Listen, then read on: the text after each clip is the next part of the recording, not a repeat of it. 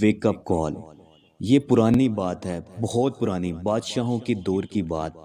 ایران کا ایک بادشاہ ظالم بھی تھا، لالچی بھی، عیاش بھی اور منتقم مزاج بھی۔ وہ بادشاہ بنا تو اس نے ملک میں ظلم کا بازار گرم کر دیا، لوٹ مار، عیاشی اور انتقام میں بھی جت گیا۔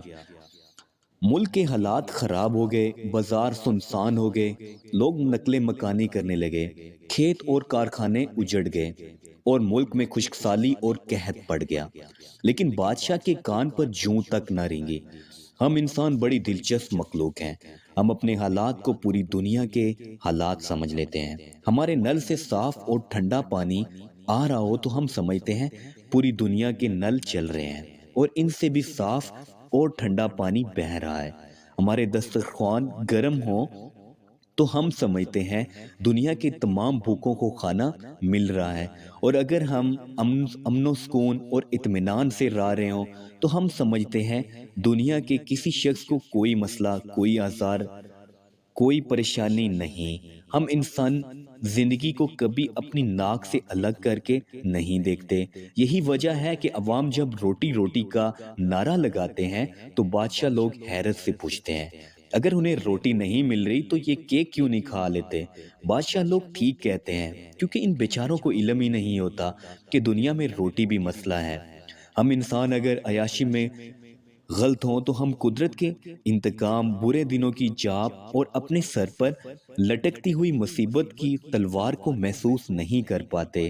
ہم یہ سمجھ بیٹھتے ہیں عیش و ترب کا یہ سلسلہ قیامت تک جاری رہے گا اور ہمارا اقبال کبھی سرنگوں نہیں ہوگا۔ لیکن قدرت کسی کی رشتہ دار نہیں ہوتی۔ یہ کائنات اللہ تعالیٰ کے چند اصولوں پر استوار ہے، اور اللہ تعالیٰ کسی شخص کے لیے اپنے اصول نہیں توڑتا۔ وہ بادشاہ بھی ایسا ہی کوتاہ فہم تھا۔ وہ سمجھتا تھا کہ اس کا اقتدار، اس کا اقبال اور اس کا اختیار کبھی زوال پذیر نہیں ہوگا۔ وہ دنیا میں اس طرح عیش کرتا رہے گا۔ بادشاہ کے مختلف اشکال میں شکار بھی شامل ہوتا ہے۔ آپ اگر بااختیار ہوں، با اقتدار ہوں اور آپ کے پاس دولت بھی ہو تو آپ کا دل بے اختیار شکار کی طرف مائل ہو جاتا ہے، کیونکہ آپ جب معصوم جانوروں کو اپنے کتوں کے جبڑوں میں تڑپتے دیکھتے ہیں، یا آپ کا بے رحم تیر ہرن کی گردن سے پار ہوتا ہے، یا آپ کے رائفل سے نکلنے والی گولی چیتے اور شیر جیسے جانوروں کو زمین پر تڑپنے پر مجبور کر دیتی ہے، تو آپ کے اقتدار، آپ کے اختیار کا نشہ بڑھ جاتا ہے۔ آپ خود کو زمین کا خدا سمجھنے لگتے ہیں۔ وہ بادشاہ بھی شکار کے لیے جاتا تھا اور جنگل میں کئی ہفتوں تک شکار کھیلتا تھا۔ وہ معمول کے مطابق ایک بار شکار کے لیے گیا اور ماضی کی کہانیوں کی طرح وہ بھی راستہ بھول گیا۔ وہ ساتھیوں سے الگ ہوا، اس کے گارڈز، اس کا لشکر کسی دوسری سمت نکل گیا اور بادشاہ کا گھوڑا اسے جنگل کے کسی اندھیرے گوشے میں لے گیا۔ بادشاہ تھک چکا تھا، وہ سستانے کے لیے ایک درخت کے نیچے لیٹ گیا اور اسے نیند نے زیر کر لیا۔ بادشاہ نے نیند کے دوران اپنی سانس کو اکڑتے پایا۔ اسے محسوس ہوا جیسے وہ کسی سخت شکنجے میں پھنس گیا ہے اور وہ شکنجہ اسے آہستہ آہستہ دبا رہا ہے، اور اسے لگا کہ اس کی کسی بھی وقت اس کی جان نکل جائے گی۔ اس نے بڑبڑا کر آنکھیں کھولیں تو اس نے ایک انتہائی خوفناک منظر دیکھا۔ بادشاہ کو ایک دیو ہیکل اسدے نے جکڑ رکھا تھا۔ بادشاہ کے پورے جسم سے اسدہ لپٹا تھا اور اسدہ پھن پھلا کر اس کے منہ کے سامنے کھڑا تھا۔ بادشاہ کے منہ پر اسدے کی پھنکاروں کی پھوار پڑ رہی تھی اور بادشاہ بار بار اسدے کی زبان کو اپنے گالوں، اپنے ماتھے اور اپنے ہونٹوں تک آتا ہوا محسوس کر رہا تھا۔ بادشاہ کی جان نکل گئی۔ وہ اپنا آخری وقت اپنے سامنے دیکھ رہا تھا۔ اسدہ ایک پہر تک بادشاہ کے بدن سے لپٹا رہا۔ وہ بار بار اپنی زبان بادشاہ کے گالوں سے رگڑتا تھا اور اس کے جسم کو اپنے شکنجے میں کستا تھا۔ شام کو اچانک اسدے نے آسمان کی طرف دیکھا، گردن ہلائی، اپنے بل کھولے اور آہستہ آہستہ سرکتا ہوا جنگل میں غائب ہو گیا۔ بادشاہ سجدے میں گرا اور اللہ تعالیٰ کا شکر ادا کرنے لگا۔ بادشاہ کے ساتھی چند لمحے بعد اس کے پاس پہنچ گئے۔ بادشاہ محل میں واپس آیا اور اس نے اسی وقت عیش و عرش ظلم و ناانصافی اور بے ایمانی ترک کر دی۔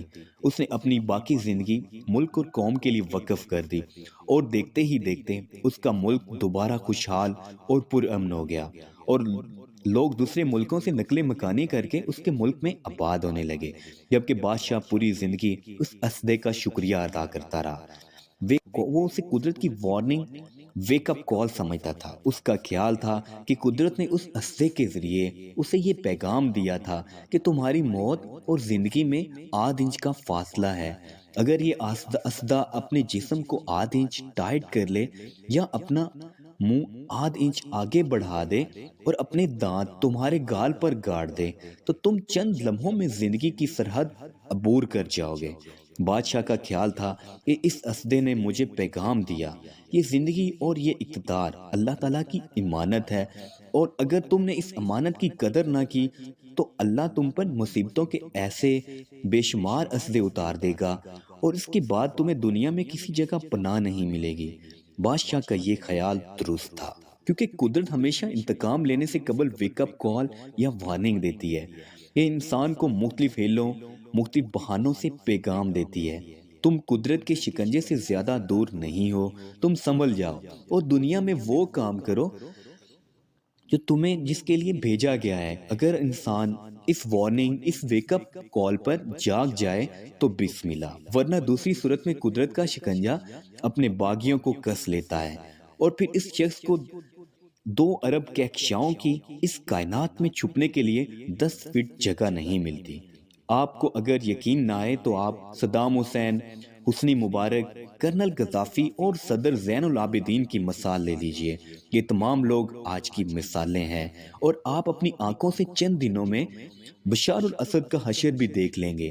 یہ وہ لوگ ہیں جنہوں نے قدرت کی ویک اپ کال پر آنکھ نہیں کھولی تھی، چنانچہ یہ اپنے ہی ملک میں عبرت کا نشان بن گئے۔ قدرت اپنے حکمرانوں کو بھی سیلابوں، ڈینگی، کرونا، جیلی ادویات اور آگ کی شکل میں بار بار ویک اپ کال دے رہی ہے۔